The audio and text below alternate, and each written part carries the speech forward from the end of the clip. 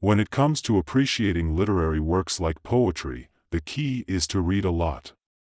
Take Tanchun's poetry for example. It has two pairs of couplets. One of them goes like this: jade, a spirit impossible to match in purity, snow, flesh and bones that capture the soul. It beautifully captures the essence of the white begonia, emphasizing its pure and pristine spirit that outshines other flowers. The snow-like flesh and bones remind us of its transient nature. Another couplet goes like this: a tender heart, fragile and powerless, a graceful figure leaves traces under the midnight moon. Just by reading Tanchun's poetry, we already find it amazing and impressive. We can't even produce such works ourselves.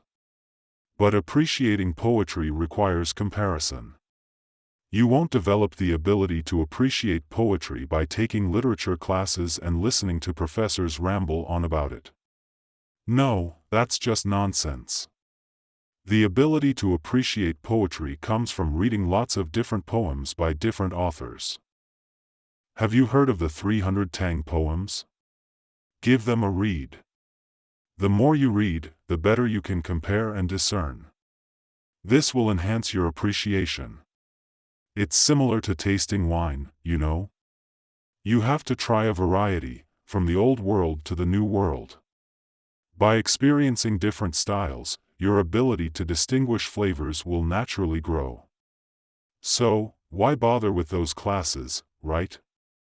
The same goes for appreciating literary works like poetry.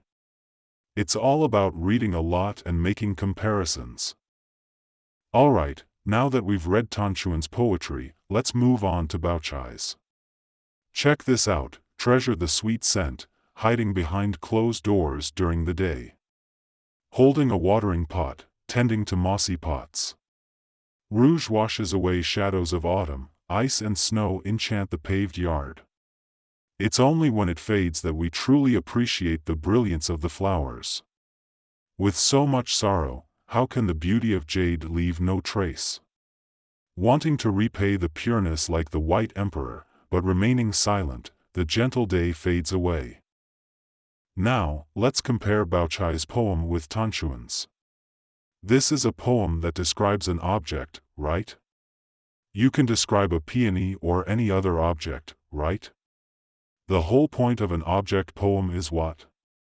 Well, it's about vividly portraying the image of the object being described. In that aspect, Tanchun did a great job. Just think about how beautiful this white begonia is, right? Jade, a delicate spirit that is unmatched in purity, snow, flesh and bones that easily captivate the soul. A tender heart, fragile and powerless, a graceful figure leaves traces in the midnight moon. However, when it comes to object poems, it's all about improvisation, about vividly describing the object itself. But in the end, that's not what poetry is all about. Poetry is meant to convey something, right?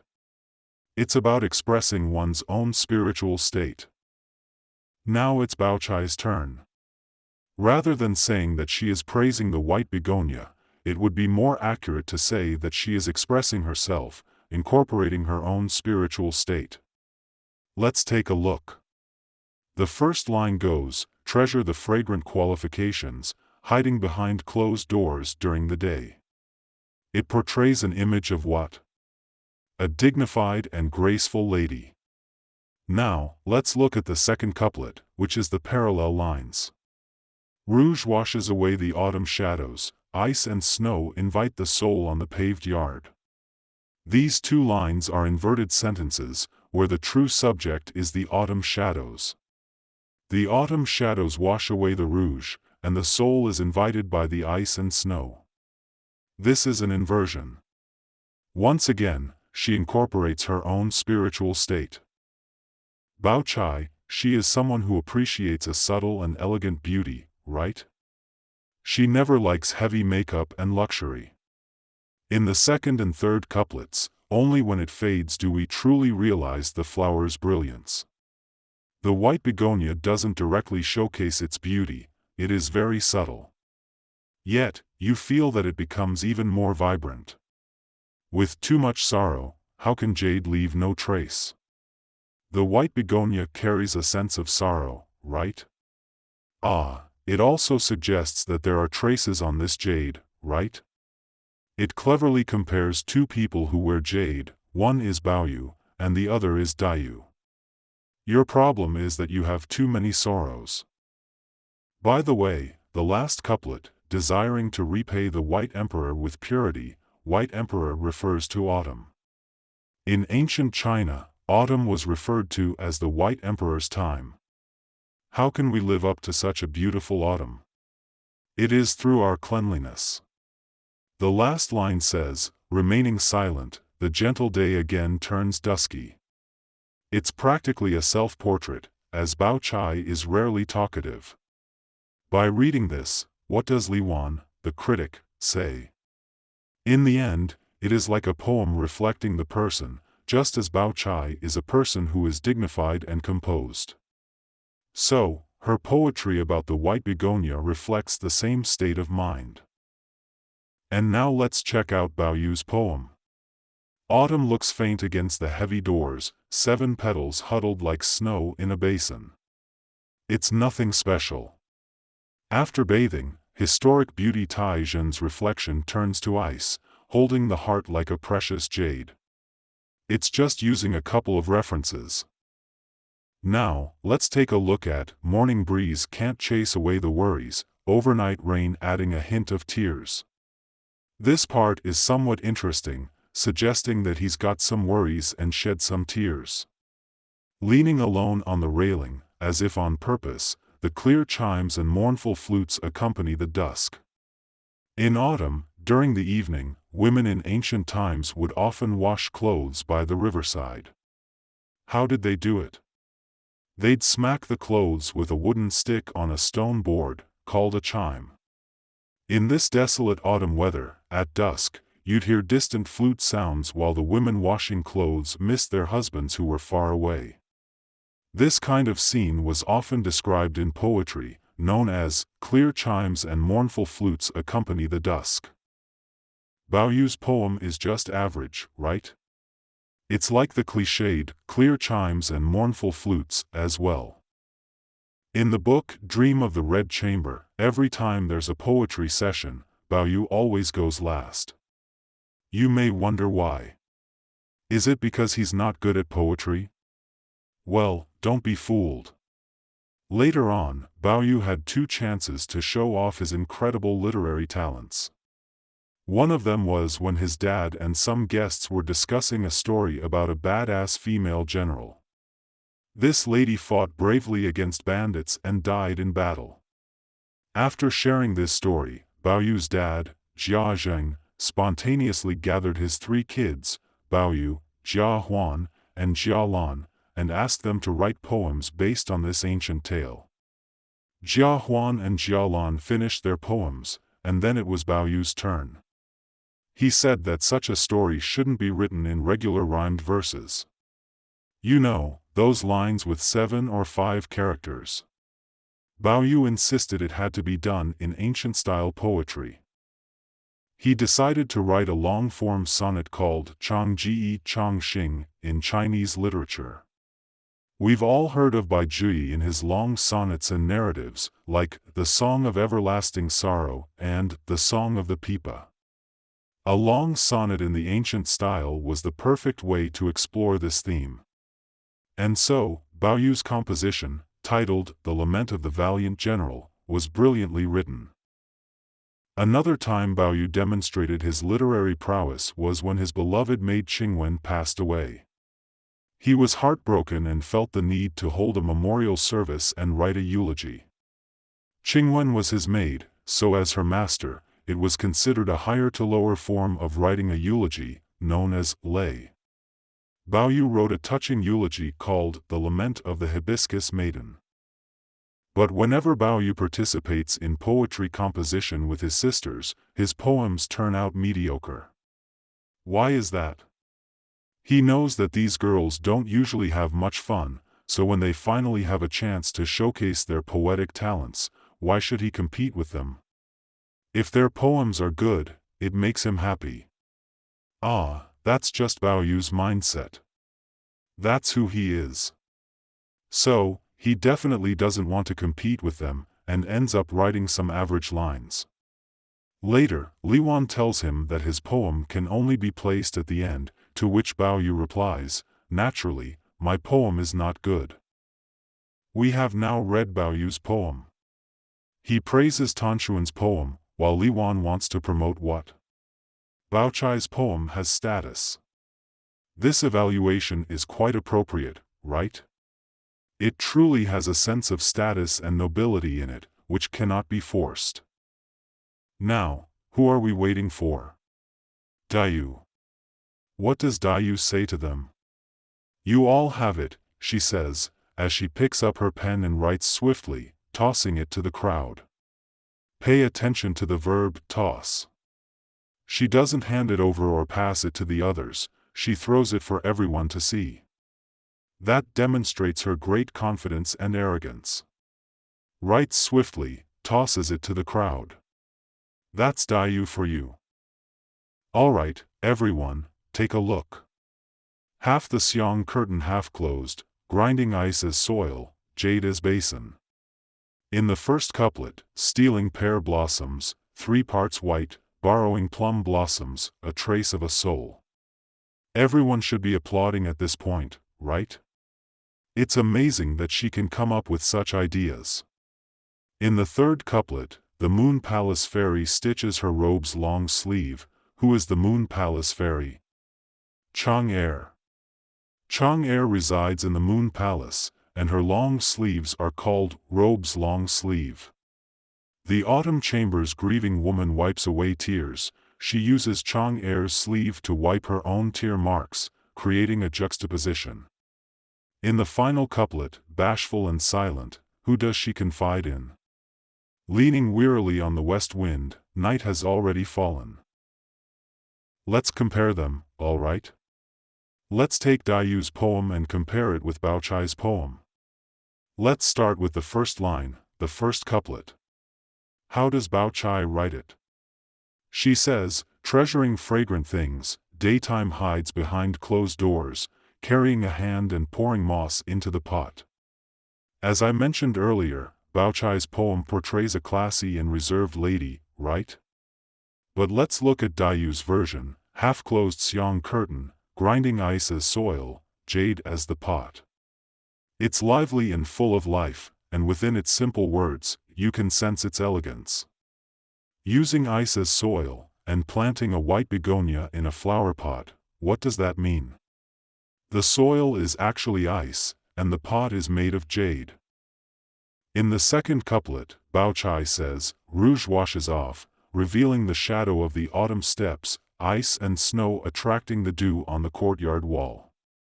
The word soul is also used here, stealing pear blossoms, 3 parts white, borrowing plum blossoms, a trace of a soul. What do we see on the white begonia? We see both pear blossoms and plum blossoms. Pear blossoms represent purity, while plum blossoms represent a bit of aloofness, not afraid of wind and frost. The soul of the white begonia is the plum blossom, and its purity is like the petals of a pear blossom. It truly shows Daiyu's unique perspective, but it also speaks about her own qualities, right? That purity and the fearless aloofness in the face of challenges, that's the soul of the plum blossom. Now, let's look at the third couplet. Baochai is also talking about herself, saying, when things are too plain, one learns about the elegance of the flowers. When there's a lot of sorrow, how can jade be without traces? Sorrow isn't good. But Daiyu, she is sorrow. And she's so sorrowful that she cries. It says, a moon palace fairy stitches the long sleeve of her robe, an autumn chamber's grieving woman wipes away tears. She's putting herself into it. What am I, Daiyu? I'm the grieving woman of the autumn chamber. When I see the white begonia, I see myself. And what am I like? I'm always on the verge of tears. I have so much sorrow, and I openly express it. Let's look at the last couplet. Baochai says, longing to repay the white emperor with purity, once again talking about her cleanliness, and then what? Silent, peaceful, as the sun sets again. She's very composed, right? Not saying much, keeping quiet, just watching the sun go down. And what about Daiyu? Gently shy, silently confiding in whom? Absolute loneliness. Who can she talk to? Tired, leaning on the western breeze, as night falls. She captures the essence of lonely sorrow. Let's discuss it. When we look at Daiyu's poetry and then turn to Baochai's poetry, what will we discover? Baochai's poetry is reserved, even bordering on affected, presenting oneself in a refined manner, isn't that so? Daiyu's poetry is sincere and candid, right? Poetry values sincerity, and the creation of poetry involves writing our true emotional world into it. It must be genuine. Whatever emotions and life experiences you have, you put them into the poetry without any concealment or embellishment, right? That's how Daiyu writes poetry, and that's called sincerity. The key to good poetry is being real. If it's not genuine, no amount of fancy words or colorful descriptions can make it work. As readers, we connect with a poem when it feels sincere, don't we? It's like, maybe we've been through similar stuff, and when a poem expresses it with such honesty, it hits home. Baochai's poems might not hit the same way, but Daiyu's, they really speak to us because they're so genuine. Alright, let's see who comes out on top in the end. Everyone looked at it and most agreed that this poem was the best, but then Liwan chimed in. Liwan's evaluation also makes sense. She said, if we talk about elegance and uniqueness, this one is the best, but if we talk about subtlety and depth, it's still the one by Hengao. Oh, so now there are two different standards, right? Liwan acknowledges that Daiyu's poem is elegant and unique, but what does Liwan think about Baochai's poem? Subtle and profound. What is Liwan's aesthetic standard? Subtle and profound. She acknowledges the elegance and uniqueness, but she believes that subtlety and depth are even better. That's her preference. There's no way around it. She's the head of the literary society, right? She's the one in charge, isn't she? Tanchun also agreed. This evaluation is reasonable, and the Lady of the Xiang should be in second place. Liwan asks Baoyu, do you accept that your poem is ranked last? Baoyu said, my poem was not good to begin with, so this evaluation is fair. He then smiled and said, but we still need to consider the two poems by Heng and Xiao. He's not satisfied, is he? What is he hoping for? For Daiyu to win the championship. He wants her to win. So he added another sentence, saying that they still need to consider. Liwan immediately said, I made the evaluation based on my own judgment, and it has nothing to do with you. If anyone says more, they will be punished. Baoyu had no choice but to give up. Up to that point, it was the first competition held by the Begonia Poetry Society on the day of its establishment. We always feel that someone is missing. Who's missing? Sure, Xiangyun. Among the 12 beauties of Jinling, if we discuss literary talent and poetic ability, who would definitely surpass whom? It would be Daiyu surpassing Baochai. Although Baochai has read many books and accumulated a lot, how could she lose to her? The reason is simple, isn't it? It's about sincerity, right? People are different. But Xiangyun?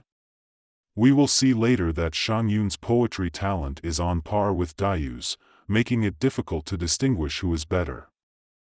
In Baoyu's heart, he always feels that something is missing, there is something that he can't recall. After the Begonia Society, he returned to the Yihong mansion. Shiren told him that he had ordered Aunt Song to send something to Xiangyun, and Aunt Song had already delivered it. There was a response, right? At the mention of Xiangyun, Baoyu suddenly exclaimed, "It's her, she didn't come. I always feel something is not right in my heart, it's a relief that you brought it up." That evening, he urged Grandmother Jia to quickly bring Xiangyun over. Grandmother Jia told him it was too late and to discuss it the next day. Baoyu had no choice but to return to the Yihong mansion feeling down. The next morning, he went to Grandmother Jia again, urging her to immediately send someone to fetch Xiangyun. So, around lunchtime, Xiangyun finally showed up, and by that time, she already knew what was up because Aunt Song spilled the beans. Xiangyun quizzed Aunt Song about what Baoyu and the gang were up to. Aunt Song mentioned they were getting their poetry on and had formed a poetry society. Xiangyun was like, "Why didn't anyone clue me in?" When Xiangyun rolled in, everyone was like, "Fashionably late, huh? Well, you gotta pay the piper by writing a poem, you gotta catch up for what you missed yesterday. No sneak peeks at our stuff, you've gotta come up with your own. If you do a good job, we'll let you into the poetry club." Xiangyun fired back, "You guys should get a taste of your own medicine." Then she was like, "Well then, I'll do it. And if it ain't good, you still have to let me in the club. I'll even sweep the floor and burn incense for you."